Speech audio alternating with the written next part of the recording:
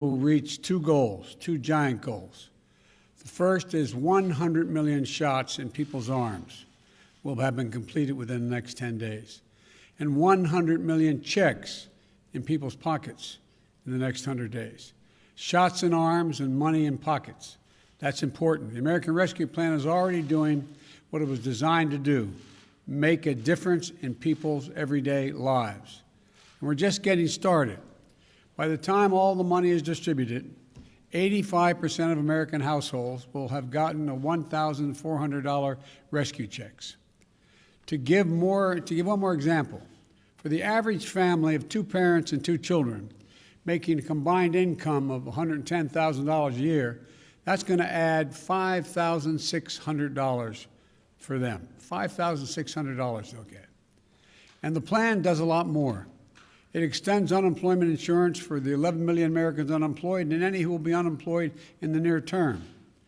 It'll help hundreds of thousands of small businesses keep their doors open, which makes a gigantic difference in neighborhoods and communities. If you have a drugstore, if you have a beauty shop, a hardware store, it's the center of small communities. And it gets our schools and resources they need to open safely. It provides the biggest investment in child care since World War II. And it provides food and nutrition help for the millions of families, keep them from going hungry, keeping a roof over their heads. And it expands health care coverage and lowers health care costs for so many people. And it will cut child poverty in half in this country. That's the estimate. Child poverty will be cut in half as a consequence of what's in this Recovery Act. And it will generate economic growth for the entire nation. That's why major economists, left, right, and center, support this plan. Even Wall Street has agreed.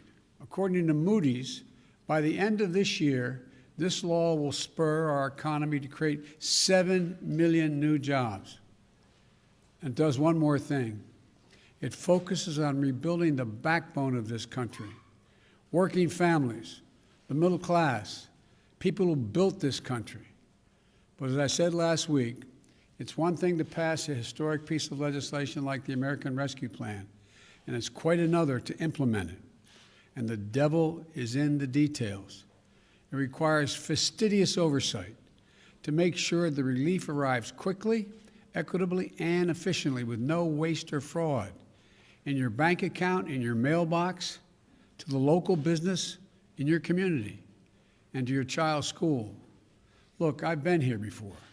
When President Obama and I came to office in 2009, he put me in charge of implementing the Recovery Act, which helped us recover and rebuild during the Great Recession. I was authorized to put together a team, including an accountability board with inspectors general from different agencies that were affected by the act, to make sure we got the roughly $800 billion out into the countryside by the book and quickly over 18 months. I talked to literally over 150 mayors, all governors except one, constantly going over the granular detail of the implementation of this legislation, that legislation. And the effort put us on a path from crisis to recovery to resurgence. Accordingly, to the Oversight Board of Inspectors General, they said we got it done with less than 0.2% waste or fraud. And that's not what the previous administration did, though. When the Congress last year passed the CARES Act, the Congress created a committee of inspectors general to make sure every penny of that money was spent as it was directed. But one of the first things the previous administration did was fire the head of the Inspector General's committee. So when Congress passed what was intended to be a small business relief program, it instead became a free-for-all for well-connected companies. And mainstream businesses, from hardware stores to beauty salons, that needed the help most were left behind. 400,000 are now gone. We will not let that happen this time. I learned from my experience implementing the Recovery Act just how important it is to have someone who can manage all the moving parts with efficiency, speed and integrity and accountability. That's the sort of management we've seen in our fight against the virus with Jeff Zients, our COVID response coordinator. And today, I'm pleased to announce and introduce another gifted manager to coordinate our implementation of the American Rescue Plan, Gene Sperling. Gene will be on the phone with mayors and governors, red states, blue states, the source of constant communication, a source of guidance and support, and above all, a source of accountability for all of us to get the job done. Gene's been here before. The only person in history to serve as director of the National Economic Council twice. He led successful efforts to deliver relief to small businesses and unemployed Americans in the Obama-Biden administration and in the Clinton administration. I spoke with Gene earlier today alongside my economic team. He's ready to get to work. In fact, he's already hit the ground running. And together, we're going to make sure that the benefits of the American Rescue Plan go out quickly and directly to the American people where they belong. Let me close with this.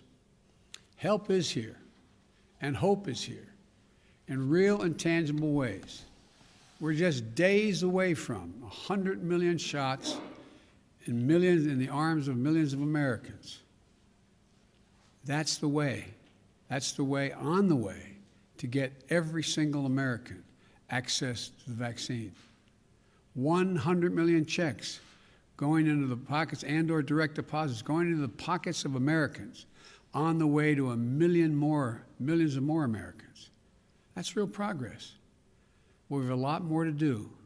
We have to prove to the American people that their government can deliver for them and do it without waste or fraud. That we can vaccinate the nation, that we can get our kids safely back in school, that we can get our economy back on track by helping hundreds of thousands of small businesses open and stay open, and that we can give people of this nation a fighting chance again with relief checks, lower child care costs, lower health care costs, and so much more. That's our job. That's our responsibility. And in the process, we'll be growing the economy as well. We're going to have to stay on top of every dollar spent through the American Rescue Plan. And that's what we're going to do. We can do this. We will do this. Well, God bless you all. Help us on the way. And may God protect our troops. Thank you very, very much. Did President Trump help to promote the vaccine among skeptics, sir? Especially the Republicans who say that... I'm hearing a lot of reports from serious reporters like you saying that. I discussed it with my team, and they say the thing that has more impact than anything Trump would say to the MAGA folks is what the local doctor, what the local preachers, what the local people in the community say.